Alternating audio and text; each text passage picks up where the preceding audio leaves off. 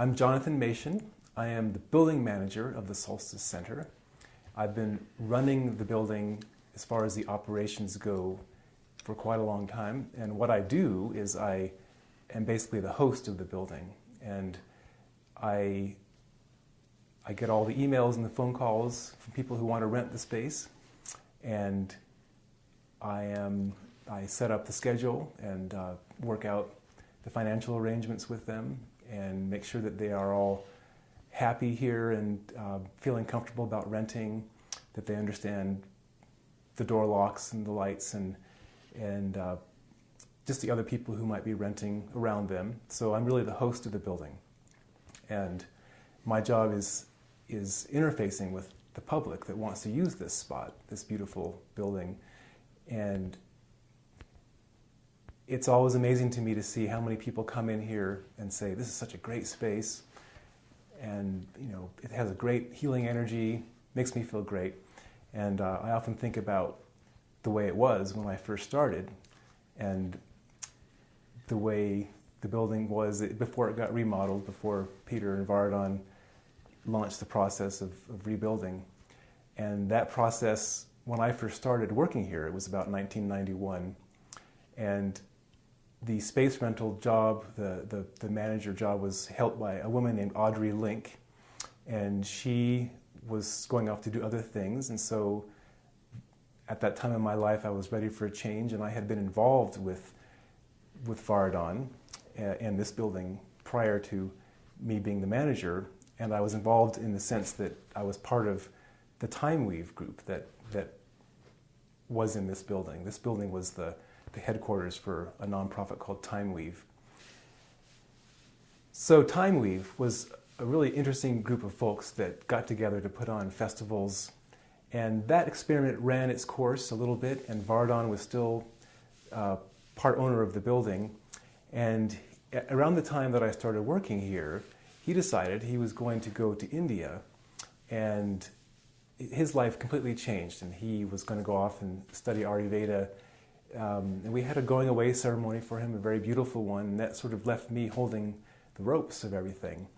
And so while he was in India, we would send emails back and forth about the way things were going, and it wasn't more than a month after he left that the fire department came by here. By the time I started working here in 1991, the building was already sort of a repository of equipment and gear that was destined for sort of a sustainable experiments. There was a lot of stuff in the back alley that was stacked up that was, possibly could be used for hot water heating system and solar panels. And the fire department came by about a month after I started working, and at this time Vardon was in India, and they did an inspection. And they said, well, all of the material that's stored in the attic and the basements and also the alleyways and the closets, that all needs to be cleared because it's really, it's against the fire code. So we're going to give you about a month to fix that up. And that was my first challenge, and I look back at that as sort of the initiation that I had for the building. I had a month, and I had a lot of help because at that time, we rented some of the offices to Renaissance Adventures, who are still clients of ours. And Aaron Huey, who was the assistant director, really helped me with carting all of the stuff off to the dump. It really did take about a month of concentrated work. And we filled up the patio here full of stuff. And all this time we were renting. I was renting the space, so we had to clean it up.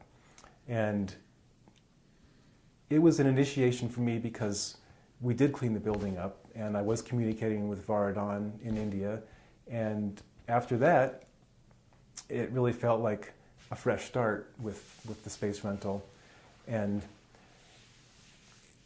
for many years, the job of renting has been the same. The only difference really has been how much the building has been remodeled since I first started working here.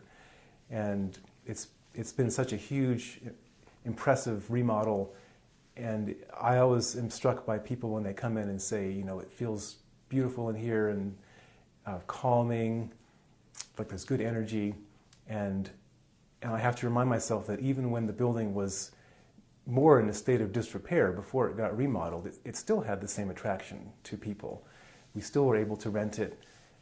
The only difference is that now, when we're renting it, not only does it feel good, but it really looks good, and everything about it has come together in a really positive way. So for me, seeing the transition before the remodeling was done and after it's been quite remarkable. And it's continued to bring a lot of joy to me to be able to show the space to people and to know that they are bringing something of worth here that comes from their heart.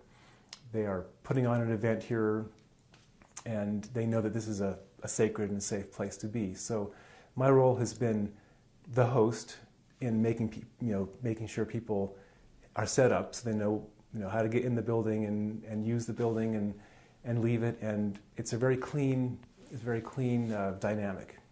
And it is an important relationship with the people that I have that use the building. And it's been in synergy with the effort that Vardon and Peter undertook to remodel the whole place. There's been a great synergy in the bringing together of that effort to really bring the space up to physically the standards that it energetically already had.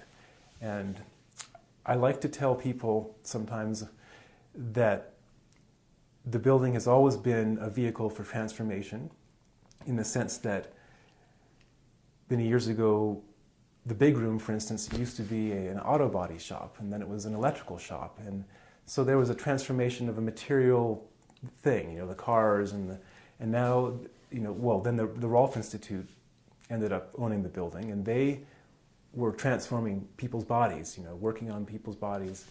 And now the same transformation is going on. There's just a more subtle level, and it's through all the workshops and the meditations that we have. And so I've been very pleased to be a part of all that and to help facilitate that and to see the changes.